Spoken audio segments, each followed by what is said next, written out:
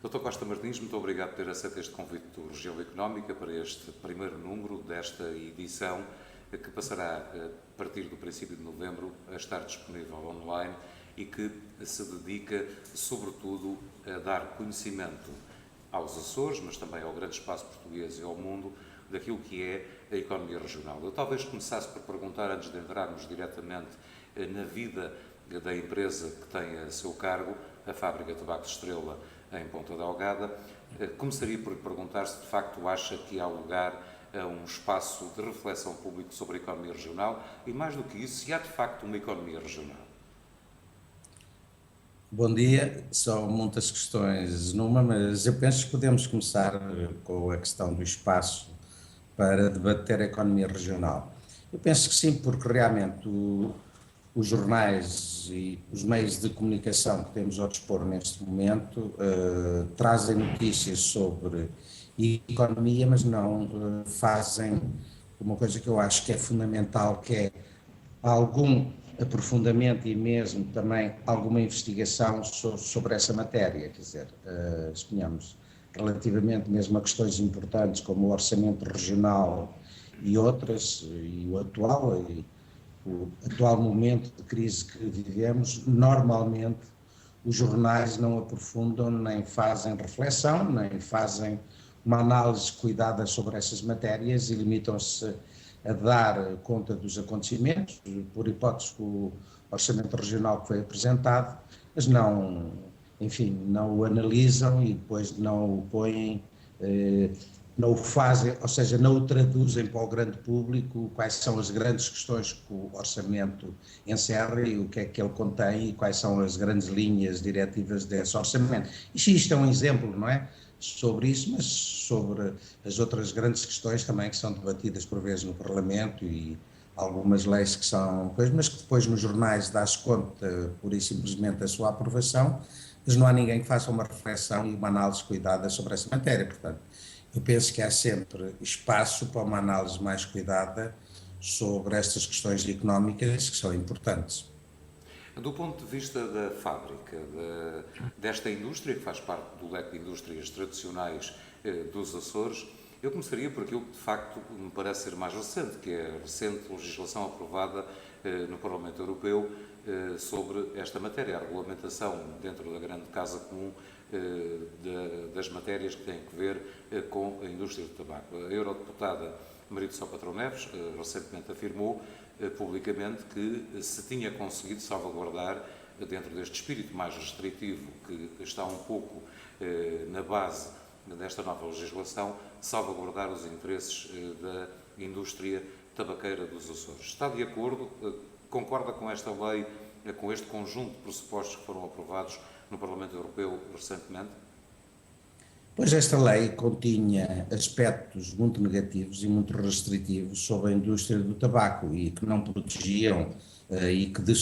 portanto, não protegiam a indústria dos Açores, que é uma indústria, como nós sabemos, muito mais pequena, face às grandes multinacionais, o poder de uma multinacional como a Philip Morris ou a British American Tobacco ou a Imperial, que são marcas que elaboram a nível mundial e têm e têm fábricas espalhadas por todo o mundo, não se compara a capacidade económica e o poderio e a força que têm com as nossas pequenas indústrias aqui dos Açores e, portanto, havia ali aspectos que são perniciosos e são perniciosos para toda a gente. Eu vou dar 2 ou 3 exemplos, suponhamos. No limite, o que se pretendia era uniformizar os maços de tabaco, ficar tudo igual, quer dizer, não havia tamanhos curtos nem longos, porque isso é uma situação também que na Europa que é muito comum. Normalmente não há tradição de fumar as marcas curtas, que é o que nós chamamos os maços mais pequenos, e fuma só o tamanho king size, e portanto isso, à partida, é logo cercear o consumidor e obrigá-lo a ter uma coisa que ele até pode nem desejar, e quer dizer, com pequena parte, os maços curtos, como é evidente, a pessoa está a fumar menos tabaco do que se for um cigarro comprido, e portanto até nem tem muita lógica sobre o ponto de vista de saúde, nem sobre os outros pontos de vista que é um dos objetivos que eles pretendem atingir. Outra questão era, por hipótese, tornar os maços não são todos iguais em tamanho, mas também não distintivos, com uma única cor, sem elementos identificativos, ou seja, todas as pessoas iriam para o mercado e não se sabia praticamente o que é que as pessoas estavam a fumar, porque não criam marcas nos cigarros e cada vez mais, quer dizer, a história da marca eu acho que é um elemento distintivo que é importante, que é para a pessoa saber com alguma clareza o que é que está fumando, se está fumando de uma fábrica, se está fumando de outra, e aquilo tornava muito difícil a identificação tornava muito difícil a identificação da origem dos maços. E, portanto, isto era uma situação muito complicada à partida independente, e todos nós reconhecemos que as questões do tabagismo, que são questões importantes, já vêm de trás e há muitos anos. A indústria nunca foi contra, suponhamos, todas as matérias legislativas que se prendem com a diminuição dos teores e dos condensados, porque achamos que isso que é uma matéria que tem evoluído gradualmente e é muito importante. Só para dar um exemplo, hoje estamos a fumar, está-se a fumar cigarros com percentagens de condensados e nicotinas, que eu diria, vai com reduções, em alguns casos, da ordem dos 50%, o que são aspectos extremamente importantes. E, portanto, tem-se vindo gradualmente e tem havido outra coisa que é, tem o tabaco, através dos impostos e do mecanismo da taxação que tem sido posta, também tem feito dos cigarros um produto caro. E realmente, hoje em dia, todas estas leis restritivas, quer a esse nível, quer mesmo as leis restritivas que existem na comunidade relativamente aos locais onde se pode fumar, praticamente hoje não se pode fumar em nenhum edifício, só praticamente as pessoas podem fumar nas suas casas, na rua e, enfim, em alguns locais muito restritos onde existem as condições para se poder fumar, portanto, com situações onde haja ar forçado para sair e outras situações. De resto, é praticamente impossível fumar a nível dos edifícios públicos, escolas e tudo isso, é tudo proibido e, portanto, cada vez mais há uma restrição e nós achamos que foi importante também a legislação toda que saiu relativamente à proteção do fumo para terceiros e, portanto, tudo isso. Agora, desta vez, eu acho que era uma questão que ultrapassava tudo o que é proteção e que depois também, suponhamos, com a questão dos maços indiferentes, punha-se uma questão que era muito fácil, que era, já existe, sempre existiu e vai continuar a existir, que é a questão do contrabando a nível do tabaco. Como se sabe, o tabaco tem uma taxação muito forte, mesmo nos Açores, com os novos impostos, eles agora já andam na casa entre os 68% a 70% de imposto sobre o preço de venda ao público, ou seja, 70% do preço é imposto, só cerca de 30% é que revertem a favor do fabricante e, portanto, entendemos que através deste preço também se tornou extremamente, e tem-se vindo cada vez mais a limitar o acesso ao tabaco por todos, também a legislação relativamente aos menores, mas desta vez esta legislação realmente ultrapassava isso e vinha criar situações, como eu disse, por hipótese ao nível do contrabando, que era muito fácil de aparecer. Nós sabemos que existe, a nível do mercado nacional, marcas internacionais que são feitas e produzidas na China e que são vendidas em Portugal em contrabando, portanto vêm da China e de outros países da Ásia e da África e, portanto, e essas ainda têm os elementos distintivos, enfim, com as marcas internacionais, o que é que seria se não houvesse marca e se os maços apresentassem pura e simplesmente apenas um pacote com a cor, com o preço e com os teores e pouco mais. Não é? Quando esta legislação chegou ao Parlamento Europeu para ser votada, vinha com esse conjunto todo de restrições. O documento final que se chegou, e tal como a eurodeputada Maria do Céu Patrão Neves disse publicamente, de alguma forma protegeu os interesses da indústria açoriana do tabaco? Ou seja, Sim. a forma final é menos restritiva do que as intenções inicialmente propostas? Sim, se bem que há questões que nós entendemos que entram mais na questão do gosto e dos consumidores, por exemplo, vão ser proibidos os cigarros com mentol e todos os outros que tenham alguns aditivos em termos de sabor, mas, portanto, a grande questão que se punha e que aí sim foi conseguido e houve um grande peso por parte dos deputados ao Parlamento Europeu, quer por a deputada do Partido Social Democrata, quer por o deputado do Partido Socialista, que fizeram um excelente trabalho em Bruxelas, no sentido de se manterem, portanto, a produção e a fabricação dos maços curtos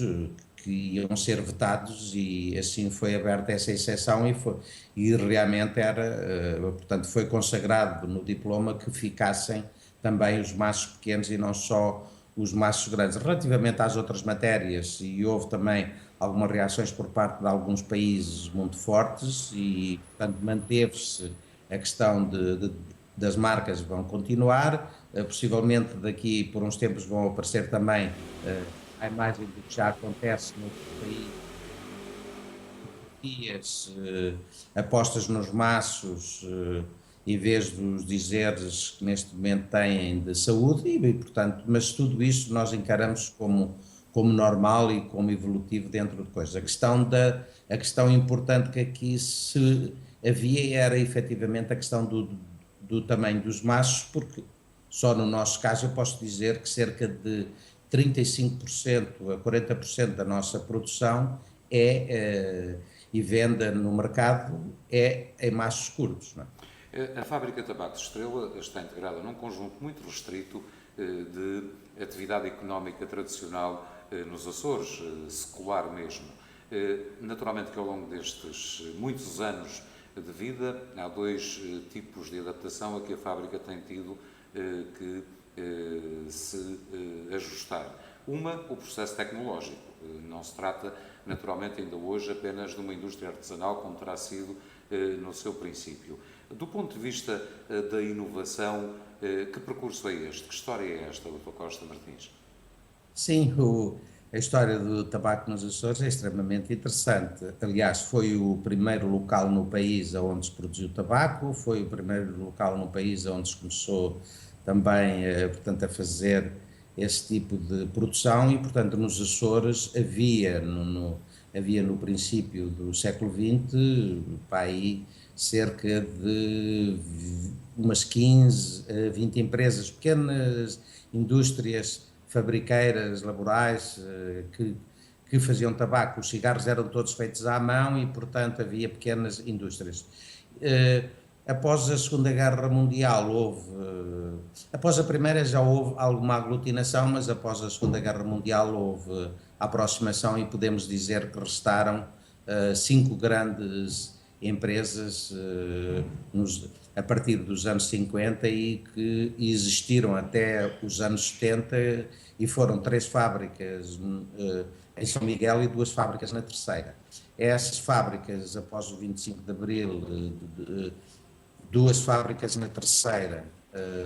deixaram de produzir e também ligeiramente logo a seguir a última fábrica também de São Miguel, uma das 3 fábricas de São Miguel, que era a fábrica da Maia, também deixou de produzir e acabaram só por restar essas 2. E realmente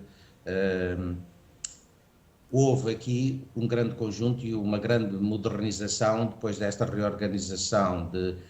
portanto, empresarial. Houve aqui grandes avanços e hoje podemos dizer, tínhamos a nível da fábrica de tabaco Estrela, nós fizemos um grande investimento, cerca de, portanto, na altura ainda era em contos, cerca de 3 milhões de contos, que hoje seria qualquer coisa como 15 milhões de euros. Há poucos anos, há cerca de 7 anos, fizemos esse grande investimento em que remodelámos completamente toda a maquinaria e podemos dizer que hoje temos uma fábrica tão moderna como as mais modernas fábricas de qualquer uma das indústrias que existem a nível do mundo, não é? Portanto, é uma fábrica extremamente tecnologicamente muito avançada, com todos os equipamentos mais modernos, toda computurizada, toda a maquinaria está computadorizada em linha, enfim, foram grandes avanços. Eu posso dizer que quando cheguei a esta empresa, o máximo que tínhamos de máquinas eram máquinas que faziam 2.000 cigarros por minuto. Hoje temos máquinas que não são da última geração, mas passámos logo para máquinas que fazem 5.000 e tal cigarros por minuto. Isto só para dar uma ideia dos avanços a nível da tecnologia, se bem que hoje também já existem máquinas que fazem 10.000 cigarros por minuto, apesar de nós não necessitarmos de tanta produção, porque realmente temos que ter a maquinaria adequada à produção que temos, mas só para dar uma ideia dos avanços tecnológicos que são. E antigamente toda a parte da preparação, porque somos a única fábrica nos Açores que tem isto, toda a parte do primário, que nós chamamos de primário, que é a preparação da folha e o seu corte para ser embalados os cigarros, também portanto, é uma parte extremamente moderna, toda ela também computadorizada, e portanto temos uma fábrica que podemos dizer que é uma fábrica que abrange todas as áreas da fabricação, e por outro lado que é extremamente moderna, e portanto temos uma fábrica para durante muitos anos estarmos up-to-date a nível do mercado de cigarros. Para além de todo esse percurso de adaptação tecnológica, naturalmente que há também um percurso de adaptação empresarial, porque, como já aqui referiu, todo o próprio mundo do consumo do tabaco, da sua promoção, se alterou com o caminhar dos anos, quase que empurrando todo este universo para um gueto social e até cultural. A diminuição do consumo de tabaco, creio que se tem vindo a verificar progressivamente, terá por certo obrigado a fábrica, enquanto empresa, a adaptar-se a esta nova realidade. Isso significa o quê? Foi feito, está a ser feito, progressivamente será feito, à custa de despedimento de trabalhadores, de racionalização de custos. Como é que todo este processo se tem desenvolvido, no caso específico da fábrica de tabaco de Estrela? Sim, é um facto que tem havido algumas alterações a essa matéria, mas são alterações perfeitamente normais. Suponhamos, há 25 anos atrás, quando eu vim portanto, para a direção desta fábrica, tínhamos cerca de 80 trabalhadores. Hoje temos à volta de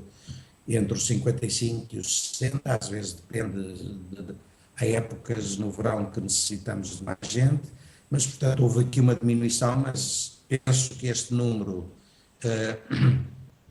entre os 55 e os 60 que se vai manter nos próximos anos. Temos a maquinaria, apesar, portanto, como eu disse, nunca houve despedimentos, sempre foram reformas naturais, as pessoas foram saindo naturalmente por reforma, e houve sempre uma adaptação gradual, portanto, à maquinaria que tivemos e à nova evolução, e portanto nunca foi necessário, portanto, fazermos este tipo de despedimentos. É um facto que nos últimos anos temos tido uma grande racionalização a nível dos custos de produção e outros, porque, e efetivamente, eu posso dizer que nos últimos 10 anos os impostos cresceram mais do que os preços, ou seja, a margem de fabricação que havia no passado era superior à margem de hoje, e hoje foi necessário cortar a nível e portanto fazer uma gestão muito mais cuidada a nível dos custos e mesmo a nível do pessoal do que existia antes. Como é evidente, estes aumentos crescentes a nível dos impostos, eu posso dizer que quando vim quando entrei nesta indústria há cerca de 25 anos, os impostos rondavam os 50%, nem chegava a isso, e hoje já estamos na casa dos 70% do preço final. A entrada do euro também provocou aqui um aumento exponencial a nível dos preços, e portanto é normal que as indústrias e as empresas, para se manterem e para poderem existir, têm feito, e nos tempos de crise como hoje, temos feito um grande esforço a nível da gestão, para termos uma gestão muito cuidada para que seja possível manter a empresa viável, mas não tem sido fácil realmente nos últimos anos, com os aumentos progressivos do imposto e também do IVA, como vai acontecer no próximo ano. Neste processo de renovação tecnológica que referiu, alguma parte da vossa indústria terá necessariamente que ter mantido o processo tradicional. Eu estou a falar, nomeadamente, dos charutos, que são uma imagem de marca da fábrica de tabacos Estrela. Este processo também se adaptou à tecnologia ou mantém-se da forma tradicional? Os apreciadores de charutos, naturalmente que não gostarão muito de grandes modernices à volta do processo de fabricação deste produto, que é cobiçado por uma margem de fumadores.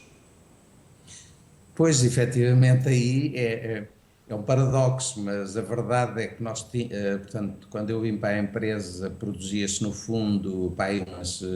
2 a 3 marcas de charutos que ainda hoje se mantêm, que era o Croa Beldina e o Meia Croa, no fundo eram estas as marcas e mais algumas cigarrilhas, só que havia um processo de semi-industrialização, ou seja, havia uma série de equipamentos que fabricavam os charutos, semi-fabricavam os charutos, havia aqui alguma componente e realmente o que aconteceu a nível de charutos foi um processo completamente inverso, ou seja, para melhorarmos a qualidade foram retiradas as máquinas e foi começado a fabricarmos em processo manual, o que é um paradoxo, mas efetivamente os charutos premiums, para serem bons, não há nada como serem feitos à mão, porque só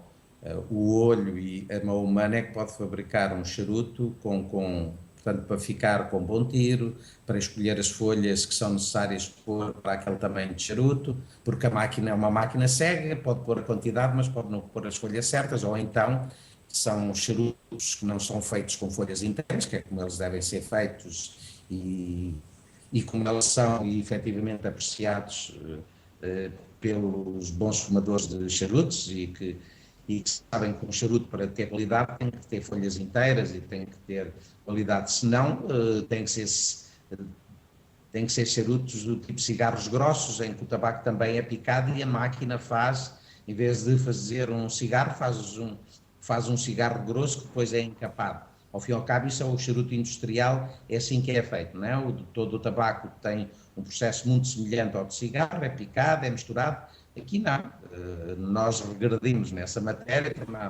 tornamos a produção toda manual e realmente os charutos são feitos manualmente e a pessoa é que escolhe a folha que vai pôr naquele charuto, o que torna os charutos de grande qualidade e realmente com esta questão posso dizer que os nossos charutos hoje são charutos tão bons como os charutos premiums que são feitos a nível mundial, seja em Cuba, seja na República Dominicana, seja nas Canárias. Aliás, tem havido muitas provas cegas e posso lhe dizer que os nossos charutos postos ao lado dos charutos das Canárias e de Cuba, por vezes têm ficado à frente, portanto, sem marca, quando se fazem aquelas provas cegas sem marca, sem cintas, que não se sabe o que é que está a fumar, eles têm sido escolhidos e às vezes têm ficado em primeiro lugar. Portanto, demonstra que temos alguma qualidade e também, como é evidente, temos uma vantagem nessa matéria. Os charutos em Cuba ou mesmo na República Dominicana normalmente são feitos só com charutos, só com folhas dessa proveniência. Em Cuba faz-se com folhas só provenientes de Cuba, que são ótimas e nós também as usamos e as incorporamos em cerca de 35% na produção de charutos, só que nós temos a capacidade, além das folhas de Cuba, pôr as folhas da República Dominicana, pôr do Brasil, pôr da Indonésia, enfim, podemos recorrer, em vez de recorrer só a uma origem, recorremos a várias origens e, portanto, introduzimos aqui um componente a nível do aroma e dos paladares, que tem uma paleta e um leque muito mais alargado do que se for só folhas de uma origem. Gestor, a vossa produção, a produção da fábrica de tabacos Estrela, é sobretudo vocacionada para o mercado interno açoriano. Um universo mais alargado está nos horizontes da fábrica ou é de tal forma difícil e dispendioso que está limitado à partida? Não, é questão da nossa limitação, nós temos a capacidade para produzir o dobro daquilo que estamos a fazer. Temos uma cota de mercado a nível, portanto vamos falar de cigarros para não confundir, a nível dos cigarros temos uma cota de mercado da ordem dos 60%, portanto os 60% que temos portanto, mantêm-se há uma série de anos para cá e, portanto, estamos consolidados a nível do mercado. Para além do mercado regional, nós, a nível do primário, também aqui que é feito o tal picado caterrâneo que nós enviamos para a nossa fábrica na Madeira, para as marcas que são feitas pela empresa na Madeira, na fábrica que existe no Funchal e, portanto,